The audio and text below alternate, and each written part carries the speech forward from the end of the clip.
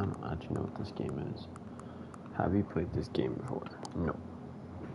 It looks like that paper toss game, but I'm not sure. I actually don't know what it is. It could be that game, or it could not be. Please select the current time. I'll just do 12. I don't see why my actual time matters.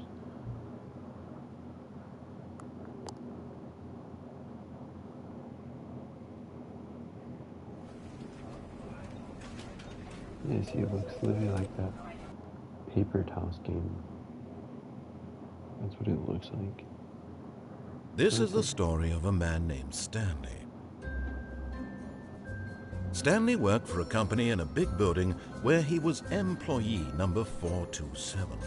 Employee number 427's job was simple. He sat at his desk in room 427 and he pushed buttons on a keyboard.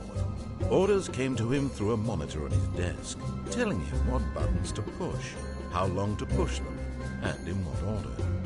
This is what employee 427 did every day of every month of every year.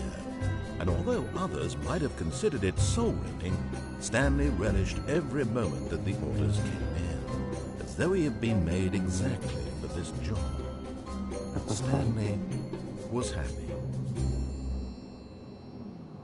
And then one day, something very peculiar happened. Something that would forever change Stanley. Something he would never quite forget. He had been at his desk for nearly an hour when he realized that not one single order had arrived on the monitor for him to follow. No one had showed up to give him instructions, call a meeting, or even say hi. Never in all his years at the company had this happened, this complete isolation.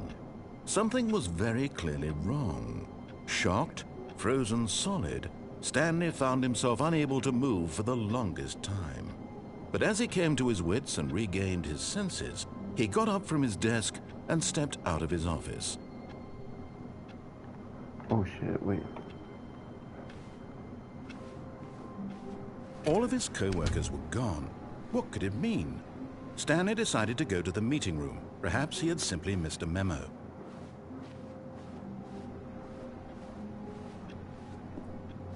Wait, is this the game that's like Stanley opened the red door? Oh my god, I think it is. This game's bad. I've always wanted to play this game. When Stanley came to a set of 2 open doors, he entered the door on his left. This was not the correct way to the meeting room, and Stanley knew it perfectly well. Perhaps he wanted to stop by the employee lounge first, just to admire it. Ah, yes, truly a room worth admiring. It had really been worth the detour after all, just to spend a few moments here in this immaculate, beautifully constructed room. Stanley simply stood here, drinking it all in. But eager to get back to business, Stanley took the first open door on his left. And so he detoured through the maintenance section, walked straight ahead to the opposite door, and got back on track.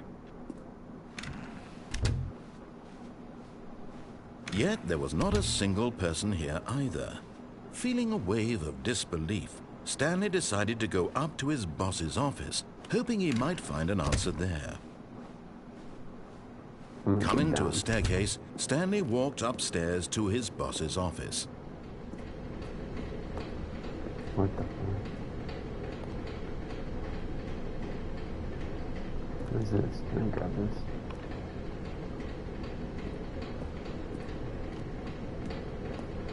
But Stanley just couldn't do it. He considered the possibility of facing his boss, admitting he had left his post during work hours. He might be fired for that. And in such a competitive economy, why had he taken that risk? All because he believed everyone had vanished? His boss would think he was crazy. And then something occurred to Stanley. Maybe, he thought to himself, maybe I am crazy. All of my co-workers blinking mysteriously out of existence in a single moment for no reason at all? None of it made any logical sense. And as Stanley pondered this, he began to make other strange observations. For example, why couldn't he see his feet when he looked down? Why did doors close automatically behind him wherever he went? And for that matter, these rooms were starting to look pretty familiar. Were they simply repeating? No, Stanley said to himself, this is all too strange. This can't be real.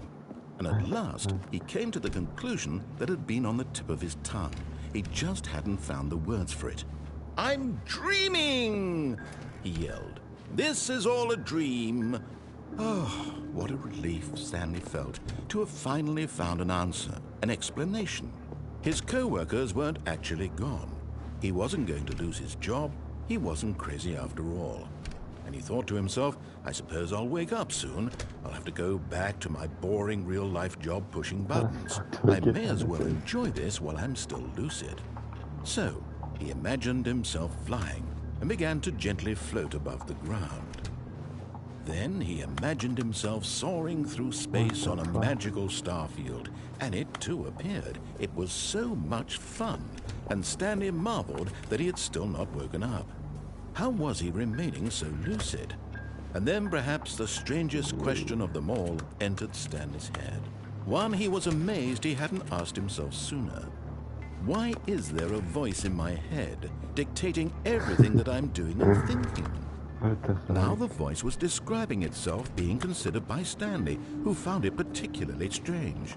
I'm dreaming about a voice describing me, thinking about how it's describing my thoughts, he thought. And while he thought it all very odd and wondered if this voice spoke to all people in their dreams, the truth was that, of course, this was not a dream. How could it be? Was Stanley simply deceiving himself, believing that if he's asleep, he doesn't have to take responsibility for himself? Stanley is as awake right now as he's ever been in his life. Now, hearing the voice speak these words was quite a shock to Stanley. After all, he knew for certain, beyond a doubt, that this was in fact a dream. Did the voice not see him float and make the magical stars just a moment ago? How else would the voice explain all that? This voice was a part of himself too. Surely, if he could just... He would prove it. He would prove that he was in control, that this was a dream. So he closed his eyes gently, and he invited himself to wake up. He felt the cool weight of the blanket on his skin, the press of the mattress on his back, the fresh air of a world outside this one. Let me wake up, he thought to himself. I'm through with this dream. I wish it to be over. Let me go back to my job. Let me continue pushing the buttons. Please, it's all I want. I want my apartment, and my wife, and my job. All I want is my life exactly the way it's always been. My life is normal. I am normal. Everything will be fine. I am okay.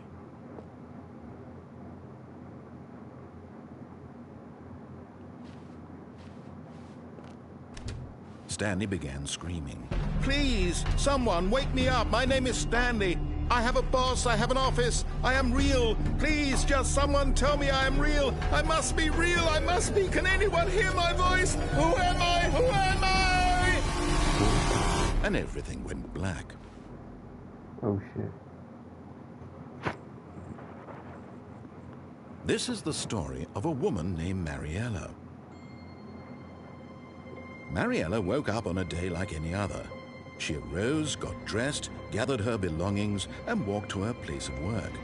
But on this particular day, her walk was interrupted by the body of a man who had stumbled through town talking and screaming to himself, and then collapsed dead on the sidewalk.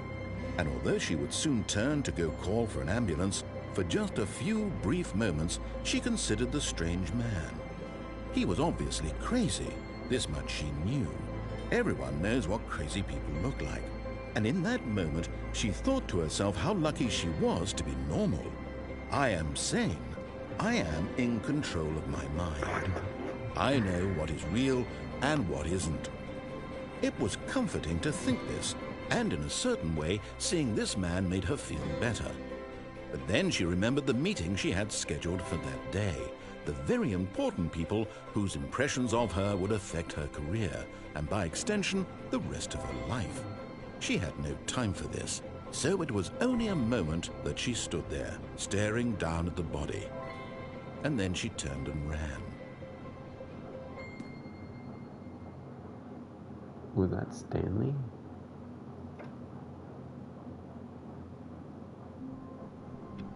What the fuck? Was that like a whole different All of his co-workers universe? were gone. What could it mean? Stanley decided to go to the meeting room. Perhaps he had simply missed a memo. I'll listen to what he says. That's crazy. Go the opposite way. When Stanley came to a set of 2 open doors, he entered the door on his left.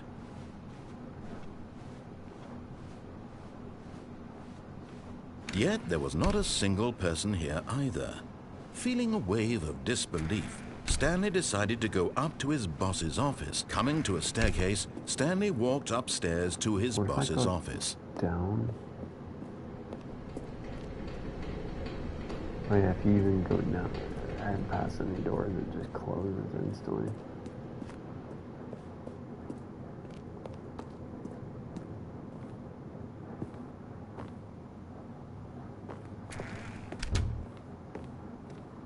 Holy shit. Stepping into his manager's office, Stanley was once again Wow, stunned to this discover not an manager's in indication there. of any human life.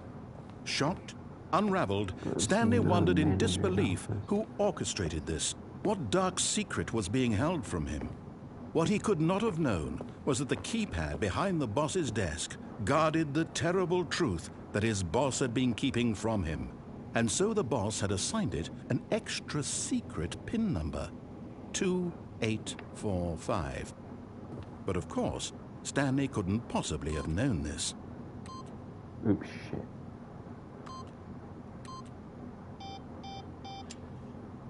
Two, 8, 4, 5. Yet incredibly, by simply pushing random buttons on the keypad, Stanley happened to input the correct code by sheer luck. Amazing. He stepped into the newly opened passageway.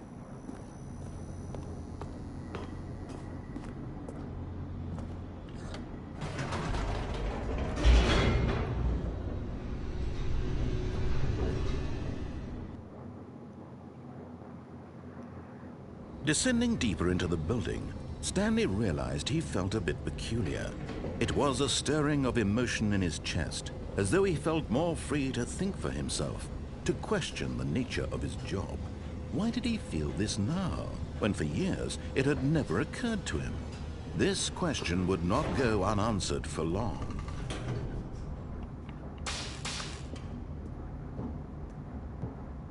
Stanley walked straight ahead through the large door that read Mind Control Facility. Do I?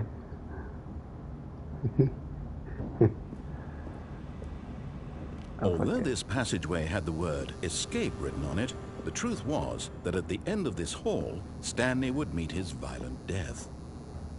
Oh shit. Oh fuck. Wait, watch it. I'm too curious. The door behind him was not shut.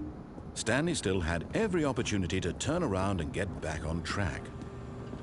I'm too curious. At this point, Stanley was making a conscious, concerted effort to walk forward and willingly confront his death. Oh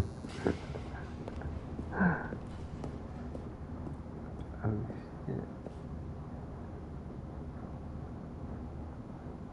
Fuck it.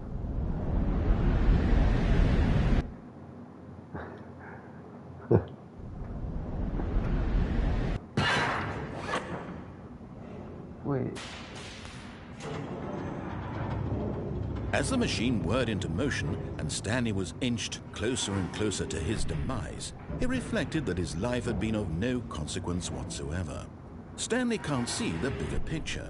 He doesn't know the real story, trapped forever in his narrow vision of what this world is. Perhaps his death was of no great loss, like plucking the eyeballs from a blind man. And so he resigned and willingly accepted this violent end to his brief and shallow life. Farewell, Stanley. Oh shit. Goodbye.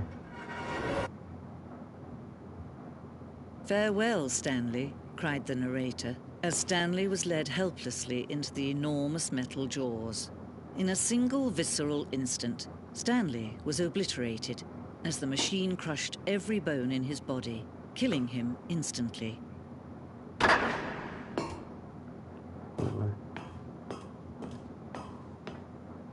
And yet it would be just a few minutes before Stanley would restart the game, back in his office, as alive as ever.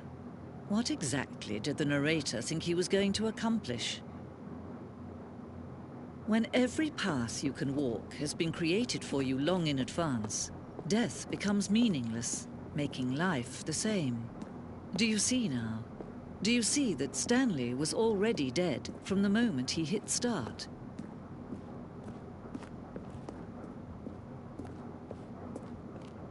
Warzone.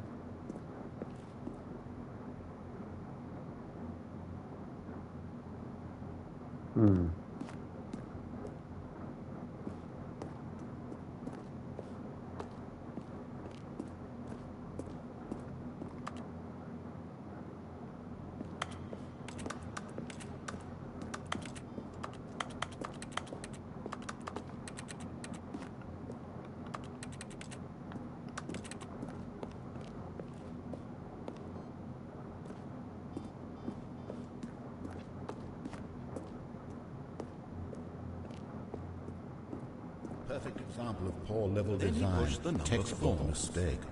It's the kind of thing you pick up on intuitively if you have even the most fundamental understanding of good and bad games.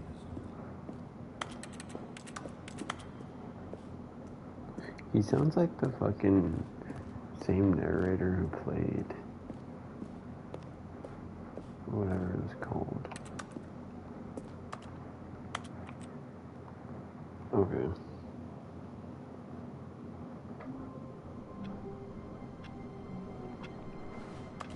I'm All gonna of his listen to co-workers were everything he gone. says. What could it mean? Stanley decided to go to the meeting room. Perhaps he had simply missed a memo.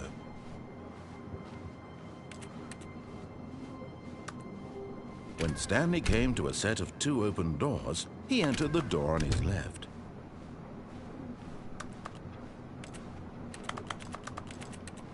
Yet there was not a single still on person the here computer. either. Feeling a wave of disbelief, Stanley decided to go up to his boss's office. Coming to a staircase, Stanley walked upstairs to his boss's office.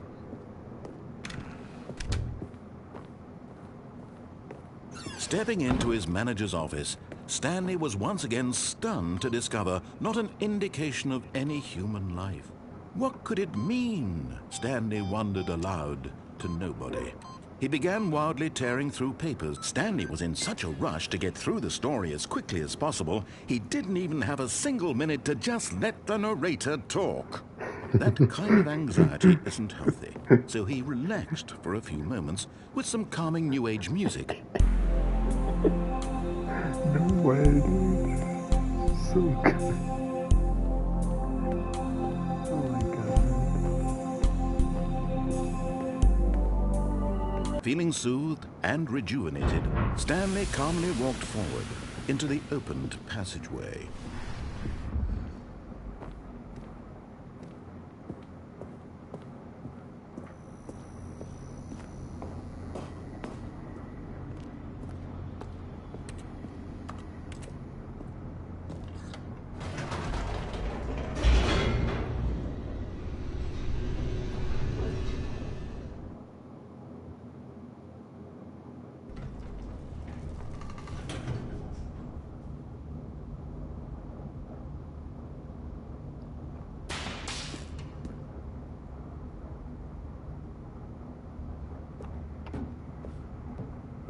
Stanley walked straight ahead through the large door that read Mind Control Facility.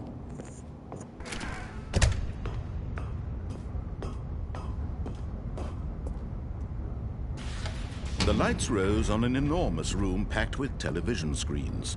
What horrible secret did this place hold? Stanley thought to himself. Did he have the strength to find out?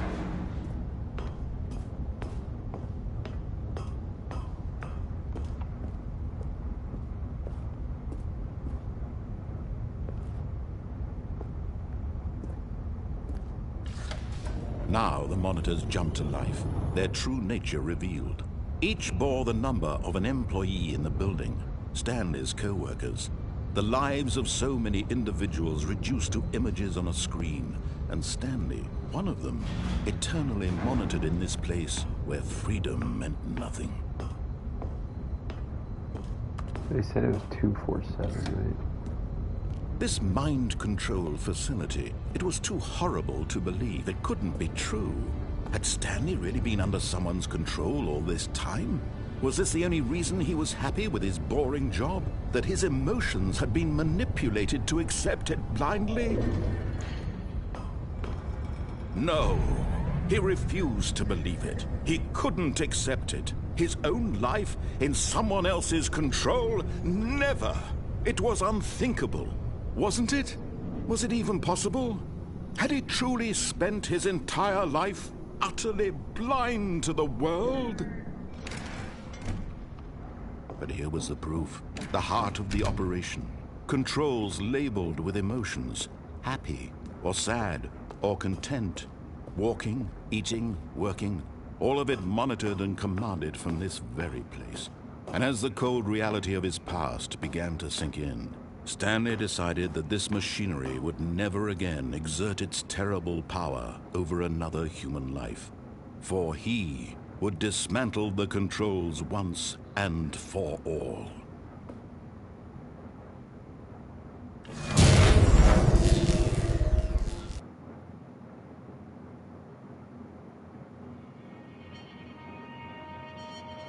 Shit, what the fuck?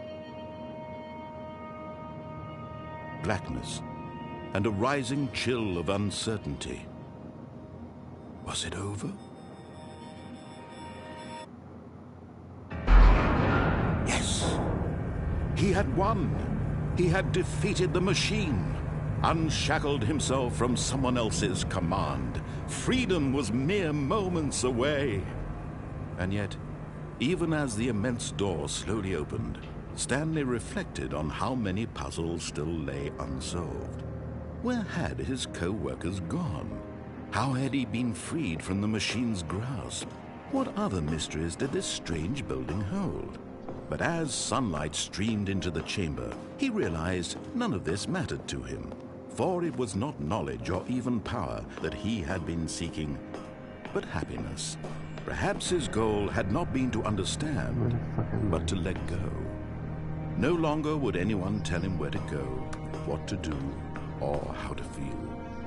Whatever life he lives, it will be his. And that was all he needed to know. It was perhaps the only thing worth knowing. Stanley stepped through the open door. Stanley felt the cool breeze upon his skin, the feeling of liberation, the immense possibility of the new path before him. This was exactly the way, right now, that things were meant to happen.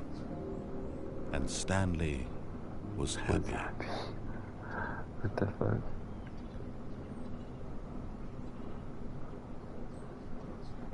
Beat the game.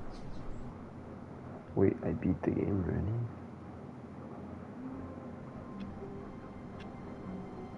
How many endings are there?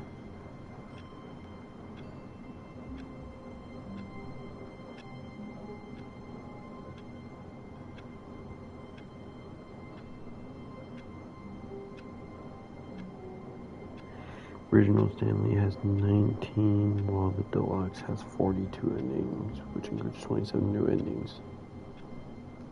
Wait, oh, I do have the Ultra Deluxe one. So there's 42 endings.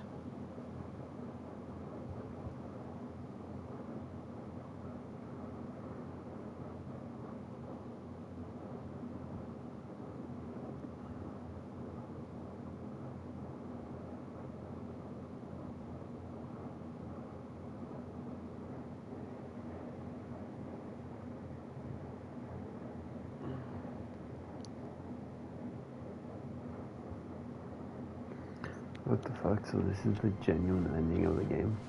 All of his co-workers were gone. What could it mean? Stanley decided to go to the meeting room. Perhaps he had simply missed a memo.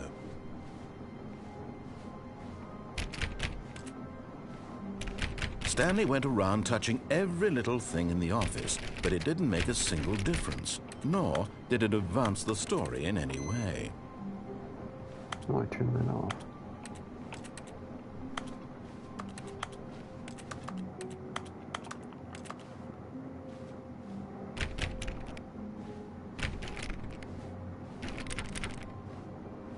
When Stanley came to a set of 2 open doors, he entered the door. This was not the correct way to the meeting room, and Stanley knew it perfectly well. Perhaps he wanted to stop by the employee lounge first, just to admire it.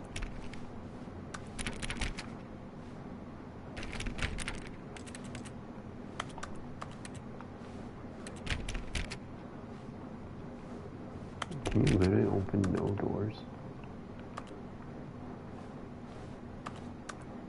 Wow. Yes. This room. What a beautiful room. What a gorgeous, gorgeous room. Thank goodness Stanley had taken this detour on his way, but eager to get back to business, Stanley took the first open door on his left. Stanley was so bad at following directions, it's incredible he wasn't fired years ago. Should have caused death, penalty for misuse. Look, Stanley, I think perhaps we've gotten off on the wrong foot here. I'm not your enemy, really, I'm not. I realize that investing your trust in someone else can be difficult, but the fact is that the story has been about nothing but you all this time. There's someone you've been neglecting, Stanley. Someone you've forgotten about. Please, stop trying to make every decision by yourself. Now, I'm not asking for me, I'm asking for her. This is it, Stanley.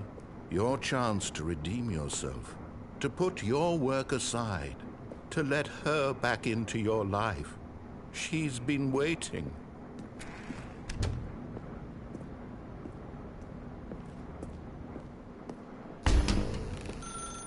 That's her, Stanley. You need to be the one to do this, to reach out to her. If you can truly place your faith in another, then pick up the phone. No. I refuse. As Stanley picked up the phone, a white light engulfed him, filling him not just with radiance, but with hope. Hope for a life reunited. Wait. He does. Oh, goodness. Stanley, did you just unplug the phone?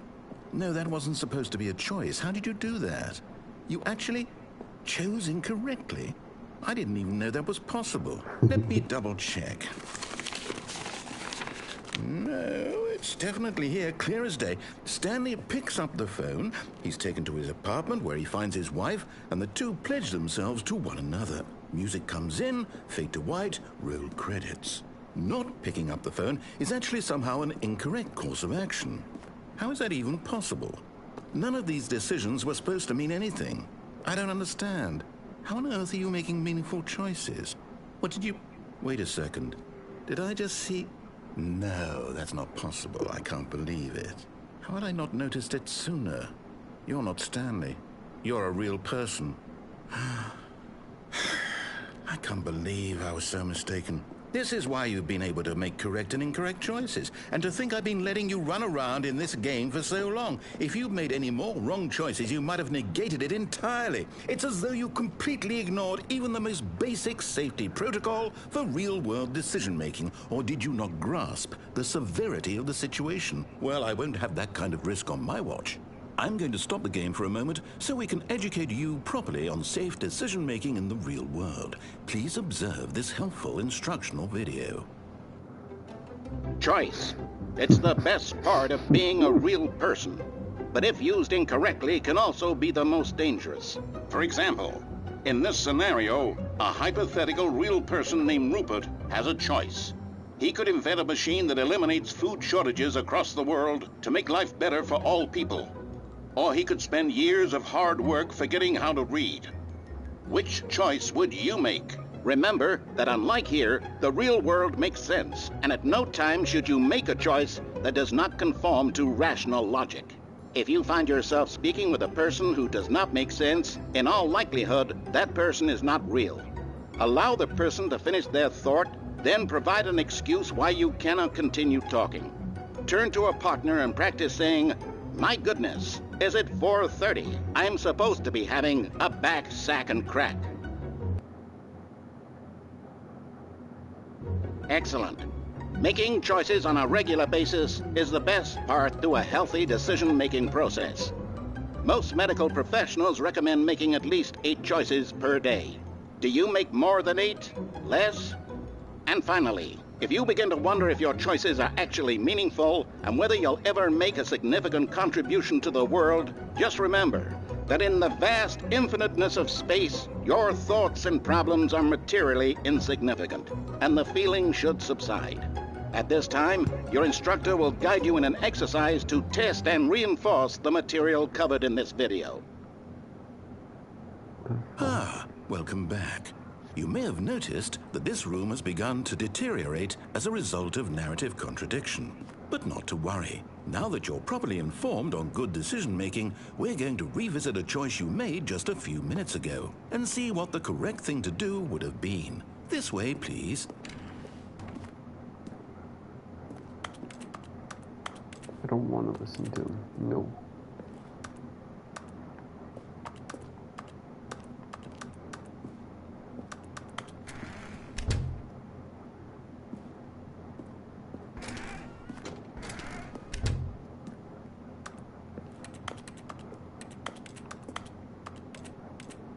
Is there any, like, way you can get out?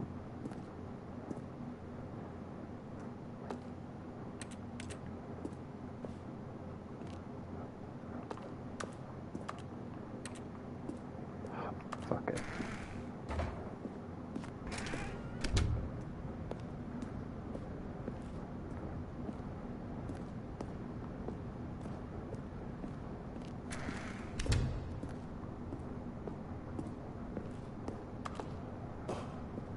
Wait.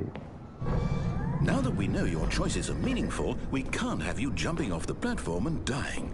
Imagine the main character dying senselessly halfway through the story. That story would make no sense at all.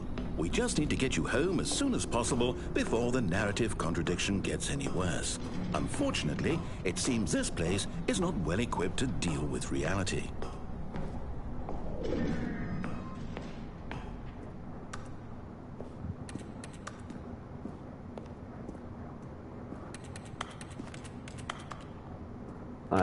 I don't even know anymore. I guess I beat the game, but I don't say I'm gonna 100% this game. This game's fucking cool as hell. But I'm gonna end the stream here. Catch you guys later.